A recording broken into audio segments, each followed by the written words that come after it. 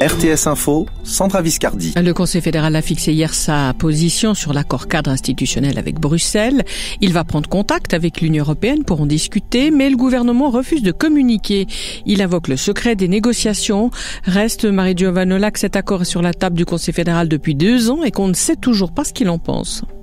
La position ne sera pas rendue publique pour ne pas entraver la marge de manœuvre du Conseil fédéral dans ses négociations avec l'Union européenne sur cet accord cadre institutionnel. Ça, c'est la communication du Conseil fédéral. Aucune précision sur la manière du contact prévu ou sur le calendrier. Depuis 6 semaines et la votation sur la libre circulation des personnes, le gouvernement avait promis qu'il communiquerait sa position sur ce sujet. Finalement, il a décidé qu'il valait mieux ne rien dire. Tout au plus, nous dit-on que le dossier avance, qu'on est content, mais la tâche reste immense pour la nouvelle secrétaire d'État, Livia L'Oeil, qui devra tôt ou tard se rendre à Bruxelles et en revenir avec des clarifications sur les points qui inquiètent la Suisse. Même si elle y parvient, c'est en politique intérieure qu'il faudra convaincre et le front des anti-accords est vaste. Il s'étend des syndicats à l'UDC. Même entouré du sceau du secret, la marge de manœuvre du Conseil fédéral reste ténue. Le gouvernement veut prolonger jusqu'à fin 2025 le moratoire sur la mise en circulation d'organismes génétiquement modifiés. Son projet de modification de la loi sur le génie génétique est en consultation jusqu'à fin février prochain. 400 millions et pas 300. Le Conseil fédéral a débloqué hier 100 millions de francs supplémentaires pour l'achat de vaccins contre le coronavirus. Le gouvernement négocie avec plusieurs fournisseurs, dont l'américain Pfizer, qui a dévoilé cette semaine des résultats prometteurs. Étienne Kocher. Ce qu'on sait, c'est que les 400 millions de francs prévus, c'est un montant maximum pour réserver et acheter des vaccins quand ils seront sur le marché, s'ils y arrivent. Une partie de l'argent pourrait être dépensée à fond perdu, mais une partie pourrait aussi ne pas être dépensée du tout. Rappelons-le, tant qu'aucun vaccin n'est homologué, le gouvernement ne fait pas de promesses, il ne fixe pas de calendrier. D'ailleurs, dans cette course au vaccin, le premier arrivé ne sera pas forcément le plus efficace. 400 millions, c'est pour acheter la substance. Après s'ajoute la distribution et l'administration du vaccin. Tout ça n'est pas encore fixé. La Confédération discute actuellement avec les cantons et les assureurs. L'idée serait qu'elles revendent les doses moins chères qu'elles les a achetées et que la vaccination soit prise en charge par l'assurance maladie, mais reste à établir sous quelles conditions exactement. Il faut savoir que les vaccins en course diffèrent fortement par leur méthode et par leur prix, mais pour Alain Berset, justement, les prix doivent être standardisés pour éviter une ruée sur le vaccin le plus prestigieux, par exemple. Il l'a rappelé aussi, la vaccination ne sera pas obligatoire. En revanche, le vaccin doit être accessible à tous, le prix ne doit pas être un obstacle. Et le canton de Fribourg cherche des volontaires prêts à apporter leur aide au personnel des institutions de santé. Il est soumis à rude épreuve par cette deuxième vague de coronavirus. L'organe cantonal de conduite a passé hier des annonces sur les réseaux sociaux et dans la presse écrite. Maurice Doukas. La situation est extrêmement tendue, surtout dans les établissements à risque, comme les EMS ou les institutions pour handicapés.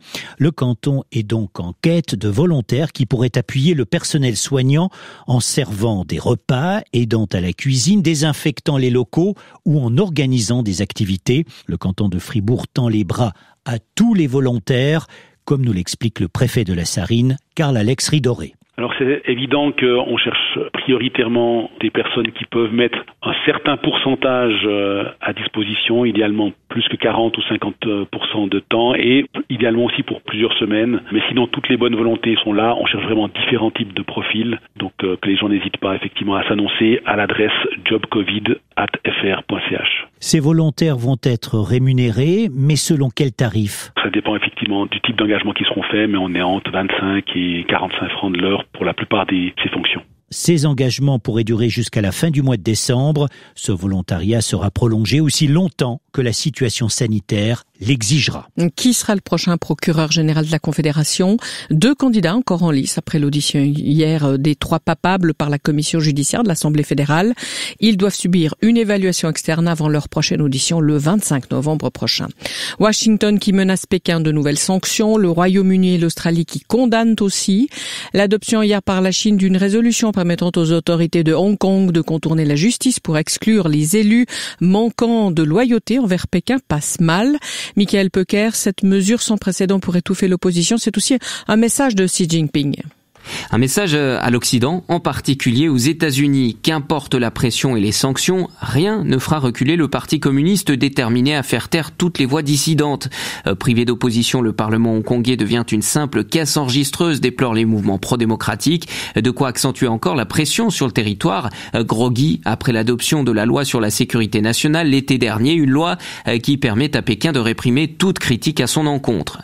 Washington, qui a déjà sanctionné plusieurs officiels hongkongais et chinois, a promis de nouvelles mesures punitives. À l'heure où Joe Biden patiente avant d'entrer à la Maison-Blanche, la Chine frappe donc un nouveau grand coup. Si certains espèrent voir le démocrate renouer le dialogue avec Pékin, mais l'action coup de poing du Parti communiste laisse peu de place à une réelle détente. Joe Biden avait promis pendant la campagne d'adopter un ton ferme avec la Chine. Cette dernière ne lui laisse pas vraiment le choix. Football, encore une défaite pour l'équipe de Suisse en match amical 2-1 face à la Belgique. Ce sera très dur en Ligue des Nations samedi face à l'Espagne et mardi face à l'Ukraine. Le stratus du plateau se situe vers 500 à 700 mètres et il a plus de chances de se dissiper qu'hier.